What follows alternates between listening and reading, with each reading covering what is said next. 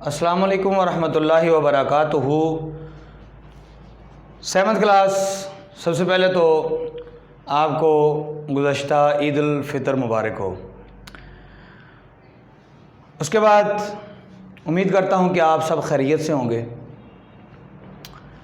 تو ہم عید کے بعد آج پھر جو اردو کا سبق نعت رسول مقبول صلی اللہ علیہ وآلہ وسلم، اس کے بعد اشعار کی تشریح پڑھ رہے تھے، تو آئیے اگلے شعر کی تشریح پڑھتے ہیں۔ آج کا شعر ہے: بھولی ہوئی تھی دنیا اپنے خدا کو محشر، بھولی ہوئی تھی دنیا اپنے خدا کو محشر، خالق کے در پہ اس نے مخلوق کو جھکایا۔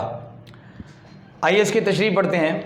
اس شعر میں شاعر نے حضور اکرم صلی اللہ علیہ وآلہ وسلم کے احسان عظیم کو بیان کیا ہے۔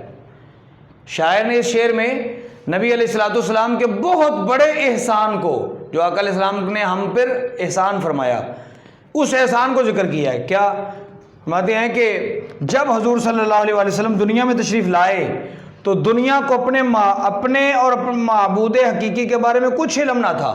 لوگ اپنی ذات کے بارے میں نہیں جانتے تھے، خدا کی ذات کے بارے میں بھی کوئی عرفان نہ تھا، یعنی اللہ رب العزت کس کے سے کوئی معرفت نہ تھی ان کو۔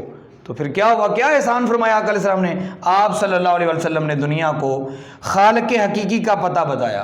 اللہ کی ذات کا عرفان اگر نصیب ہوا ہے تو وہ پاک پیغمبر حضرت محمد مصطفیٰ صلی اللہ علیہ وسلم کے تو فعل ہوا ہے۔ آقا علیہ السلام نے آ کے ہمیں جو ہے وہ خالق حقیقی کا پتہ بتایا۔ اس طرح لوگ بتوں کی پوجا چھوڑ کر خالق حقیقی کے آگے جھکنے لگے۔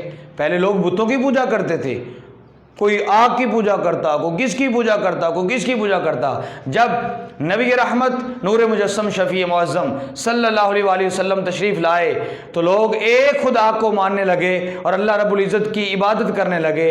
تو اللہ رب العزت کا پتہ اور عرفان آقا علیہ السلام نے انسانوں کو بتایا۔ اس طرح بہت بڑا، یہ سب سے بڑا احسان ہے۔ تو اس لیے اس شعر میں شاعر نے اس احسان عظیم کا ذکر کیا ہے۔ تو اس شعر کو آپ نے جو ہے لکھنا بھی ہے اور اس جو ہے اس کو یاد بھی کرنا ہے۔ السلام علیکم ورحمۃ اللہ وبرکاتہ۔